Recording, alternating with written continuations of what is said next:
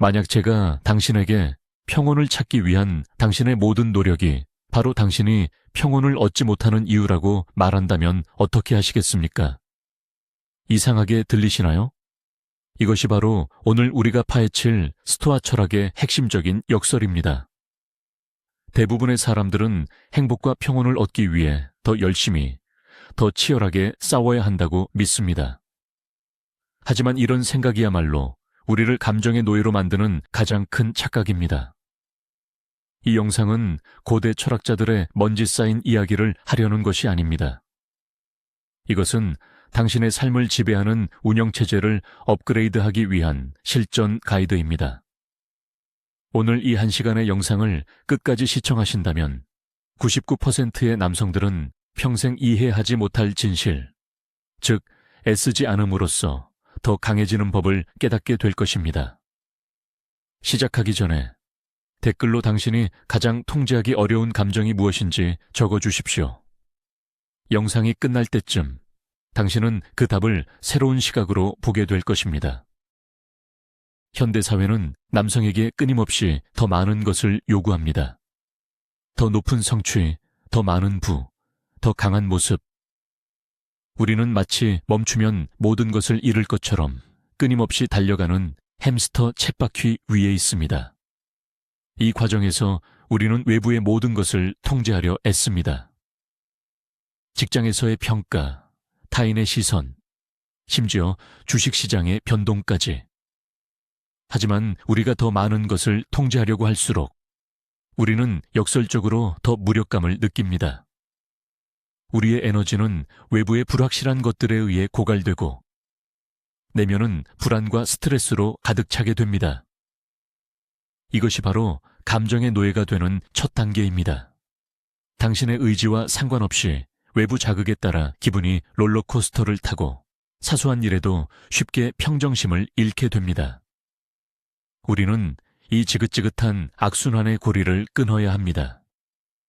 그리고 그 해답은 더 강력한 통제가 아니라 통제의 대상을 완전히 재정의하는 것에서 시작됩니다.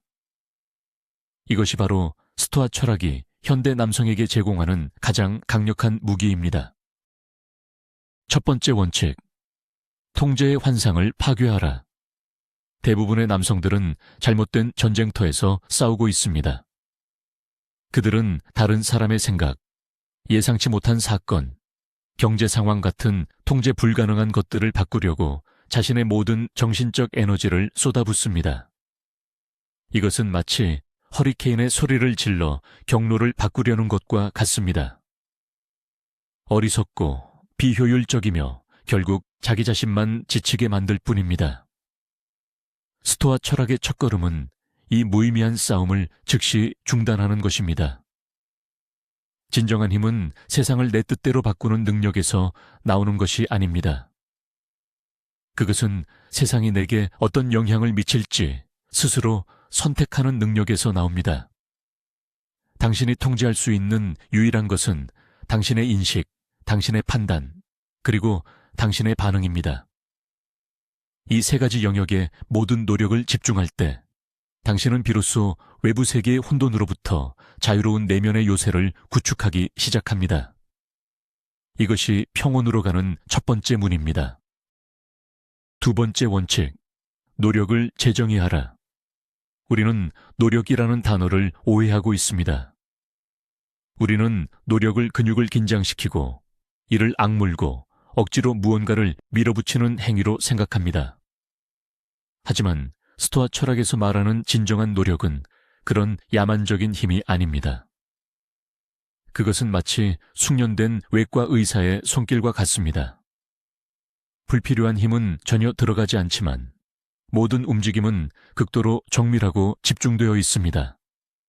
감정을 억누르려고 애쓰는 대신 그 감정이 어디에서 왔는지 차분히 관찰하는 것이 진정한 노력입니다.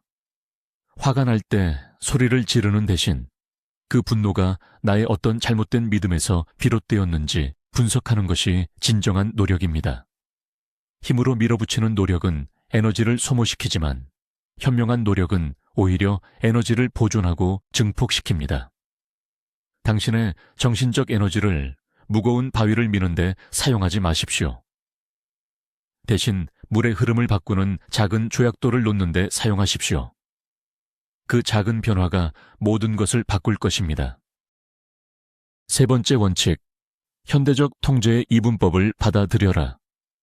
고대 스토아 철학자들은 세상을 우리가 통제할 수 있는 것과 통제할 수 없는 것으로 나누었습니다. 이것은 매우 강력한 개념이지만 현대에는 조금 더 정교한 접근이 필요합니다. 이제 우리는 여기에 세 번째 영역을 추가해야 합니다. 바로 우리가 부분적으로 영향을 미칠 수 있는 것입니다. 예를 들어 당신은 면접의 결과를 통제할 수 없습니다.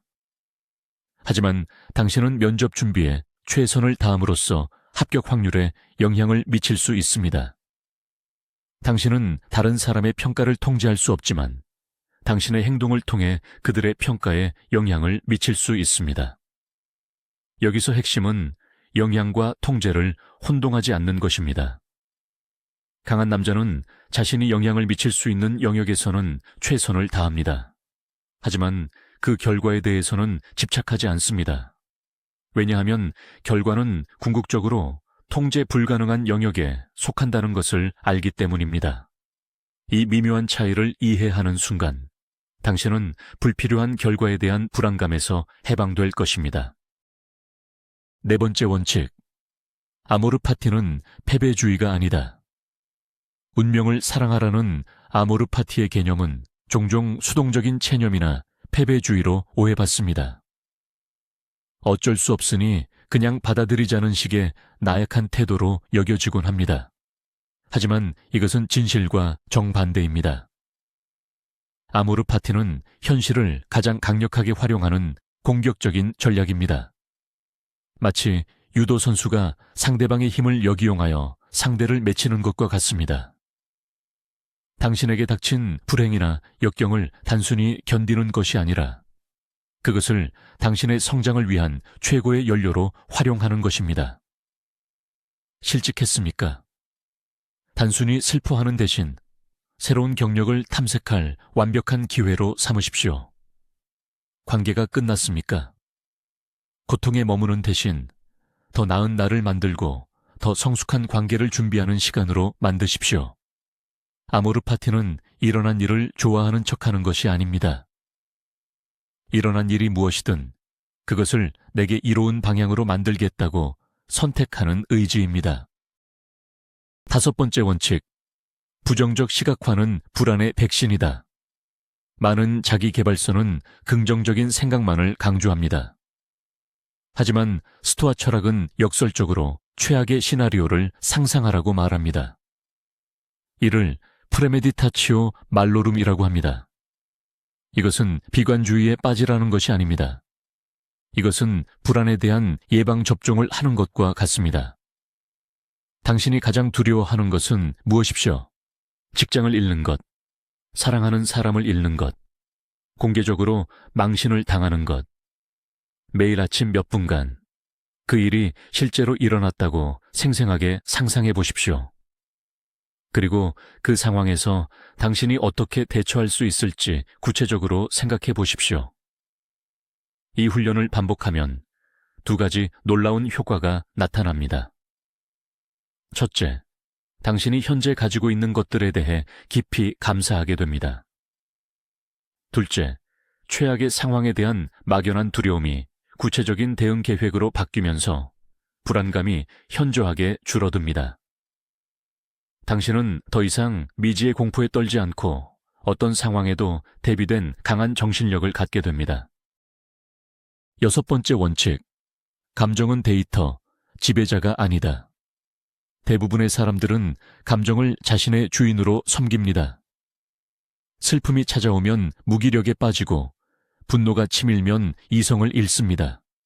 하지만 스토아적 관점에서 감정은 그저 데이터일 뿐입니다. 마치 자동차 계기판의 경고등과 같습니다. 엔진오일 경고등이 켜졌다고 해서 차를 버리지는 않습니다. 우리는 그저 엔진오일을 점검할 때가 되었군 이라는 정보를 얻고 그에 맞는 행동을 취할 뿐입니다. 당신의 감정도 마찬가지입니다. 불안감이 느껴진다면 그것은 내가 무언가를 통제하려 하고 있구나 라는 신호일 수 있습니다. 질투가 느껴진다면 내 안에 어떤 결핍감이 자극되었구나 라는 데이터입니다. 감정을 억누르거나 무시하려 애쓰지 마십시오. 대신 한 걸음 물러서서 그 감정이 당신에게 어떤 정보를 전달하고 있는지 객관적으로 분석하십시오. 감정을 데이터로 취급하는 순간 당신은 감정의 주인이 됩니다. 7번째 원칙, 당신의 내면의 요새를 건설하라. 외부 세계는 본질적으로 혼란스럽고 예측 불가능합니다. 당신이 외부의 안정에 의존하는 한, 당신의 평온은 언제나 위협받을 것입니다. 따라서 당신은 외부 환경과 상관없이 언제나 안전하게 피신할 수 있는 내면의 요새를 구축해야 합니다. 이 요새는 당신의 가치관, 원칙, 그리고 스스로에 대한 확신으로 지어집니다. 외부에서 아무리 비난의 화살이 날아와도 당신의 원칙이 굳건하다면 상처받지 않습니다. 경제가 아무리 불안정해도 당신의 가치관이 돈보다 위에 있다면 두렵지 않습니다. 이 요새를 짓는 것은 매일의 훈련을 통해 이루어집니다. 매일 아침 당신의 핵심 가치가 무엇인지 되새기고 하루 동안 그 가치에 따라 살았는지 저녁에 반성하십시오. 이 과정을 반복할수록 당신의 내면의 요새는 더욱 견고해지며 세상의 어떤 폭풍우도 당신의 평온을 흔들 수 없게 될 것입니다. 8번째 원칙, 의견과 사실을 분리하는 훈련. 우리를 고통스럽게 하는 것은 사건 그 자체가 아니라 그 사건에 대한 우리의 의견입니다. 예를 들어 비가 온다는 것은 사실입니다. 하지만 비 때문에 오늘 하루를 망쳤다는 것은 당신의 의견입니다. 상사가 내 보고서를 비판했다는 것은 사실입니다. 하지만 나는 무능한 사람이라는 것은 당신의 의견입니다. 스토아 철학의 핵심 훈련 중 하나는 이 둘을 칼같이 분리하는 것입니다. 어떤 불쾌한 사건이 발생했을 때 즉각적으로 반응하지 말고 잠시 멈추십시오. 그리고 스스로에게 물어보십시오. 여기서 객관적인 사실은 무엇인가? 그리고 내가 덧붙인 주관적인 의견은 무엇인가? 이 간단한 질문만으로도 당신은 감정의 소용돌이에서 빠져나와 상황을 명확하게 볼 수 있습니다. 사실은 우리를 해치지 못합니다. 우리를 해치는 것은 언제나 우리 자신의 통제되지 않은 의견입니다. 9번째 원칙, 불편함을 의도적으로 추구하라. 현대사회는 우리를 편안함의 중독자로 만듭니다. 우리는 작은 불편함조차 견디지 못하고 즉각적인 만족을 찾습니다. 하지만 편안함은 정신의 근육을 약화시키는 독과 같습니다. 근육을 키우기 위해 헬스장에서 무거운 무게를 드는 것처럼 정신력을 키우기 위해서는 의도적인 불편함이 필요합니다. 스토아 철학자들은 이를 실천했습니다. 일부러 얇은 옷을 입고 추위를 견디거나 며칠간 딱딱한 바닥에서 잠을 자기도 했습니다. 현대적으로 적용해 볼까요? 엘리베이터 대신 계단을 이용하십시오. 하루쯤 스마트폰 없이 지내보십시오. 차가운 물로 샤워를 해보십시오. 이런 작은 훈련들은 당신에게 2가지를 가르쳐 줍니다. 첫째, 당신이 생각보다 훨씬 더 많은 것을 견딜 수 있다는 자신감. 둘째, 진정한 행복은 외부의 편안함에서 오는 것이 아니라는 깨달음. 당신은 불편함을 통해 역설적으로 더 자유로워질 것입니다. 10번째 원칙, 당신의 시간을 소유하라. 사람들은 돈을 잃는 것에는 민감하게 반응하지만 시간을 잃는 것에는 놀라울 정도로 둔감합니다. 하지만 스토아 철학자 세네카는 말했습니다. 우리가 가진 유일한 것은 시간이라고. 당신의 시간은 당신의 생명 그 자체입니다. 그런데 우리는 얼마나 많은 시간을 의미 없는 걱정, 과거에 대한 후회, 미래에 대한 불안, 그리고 타인의 시선에 대한 집착으로 낭비하고 있습니까? 강한 남자는 자신의 시간을 금처럼 소중히 여깁니다. 그는 자신의 목표와 가치에 부합하지 않는 일에 단 1초도 낭비하지 않습니다.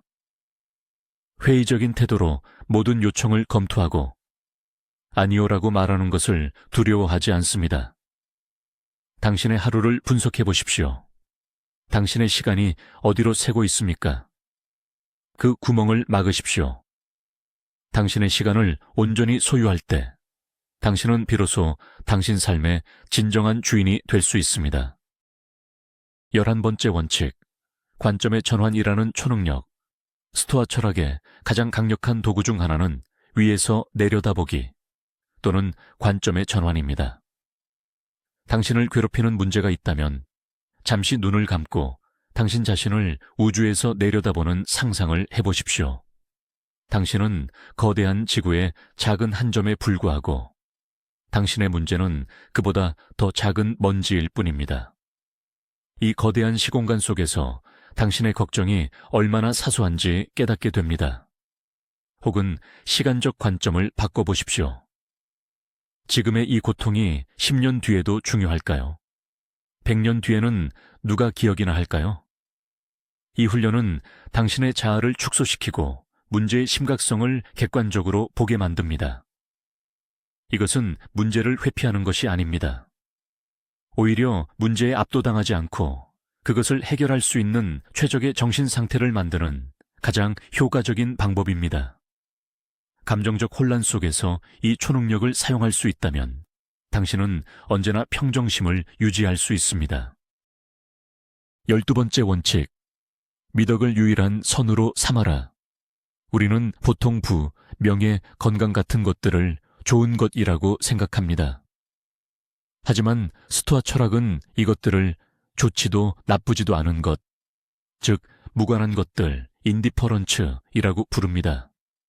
왜냐하면 이런 것들은 우리를 더 나은 사람으로 만들어주지 않기 때문입니다. 부자이지만 비열한 사람이 있고 가난하지만 고결한 사람이 있습니다. 스토아 철학에서 유일하게 중요한 son good 은 바로 미덕 virtue입니다. 즉 지혜, 용기, 정의, 절제와 같은 내면의 품성입니다. 당신의 행동 기준을 외부적인 성취가 아니라 내면의 미덕에 둘 때 당신의 삶은 극적으로 안정됩니다. 외부적인 것들은 언제든 잃을 수 있지만 당신이 쌓아 올린 미덕은 누구도 빼앗아갈 수 없기 때문입니다. 당신의 성공 기준을 얼마나 벌었는가가 아니라 오늘 얼마나 용기 있게 행동했는가, 얼마나 절제했는가로 바꾸십시오. 그때 당신은 세상의 평가로부터 완전히 자유로운 사람이 될 것입니다. 13번째 원칙, 타인의 결점을 이해하라. 우리는 타인의 실수나 악행에 쉽게 분노합니다. 하지만 스토아 철학자 마르쿠스 아우렐리우스는 이렇게 말했습니다.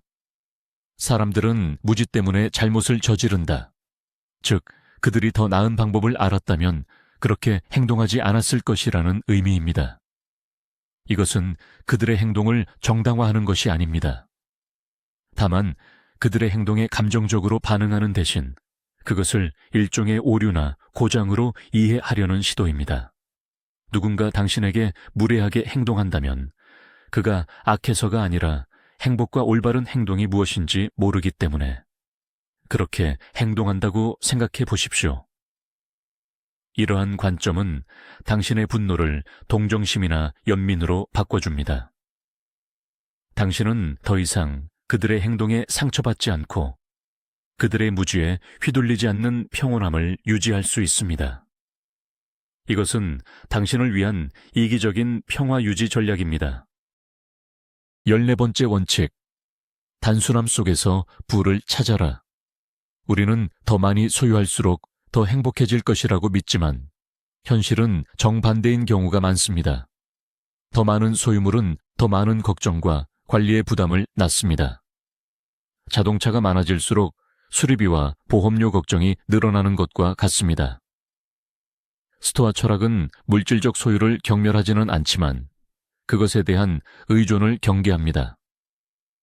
진정한 부는 얼마나 많이 가졌는가가 아니라 얼마나 적게 원하는가에 의해 결정됩니다. 당신의 삶에서 불필요한 것들을 의도적으로 덜어내 보십시오. 입지 않는 옷, 사용하지 않는 물건, 의미 없는 인간관계.